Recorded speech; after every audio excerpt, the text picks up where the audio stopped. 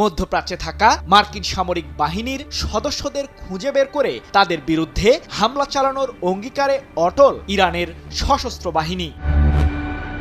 এরই মাঝে যুক্তরাষ্ট্রের 17টি সামরিক ঘাঁটিতে মিসাইল ও আত্মঘাতী ড্রোন হামলা চালিয়ে সেগুলোকে গুড়িয়ে দেওয়ার দাবি করেছে ইরান। যুদ্ধের ময়দানে যখন একাই লড়ে যেতে আর সাহস পাচ্ছিল না যুক্তরাষ্ট্র, সে মুহূর্তে পশ্চিমা সামরিক জোট ন্যাটোর সহায়তা কামনা করেন ট্রাম্প। কিন্তু বিপদের সময় মার্কিন শাসকের পাশে দাঁড়াতে পুরোপুরি অস্বীকৃতি জানিয়েছে ন্যাটো, যার কারণে হতাশ হয়ে পড়েছেন ট্রাম্প।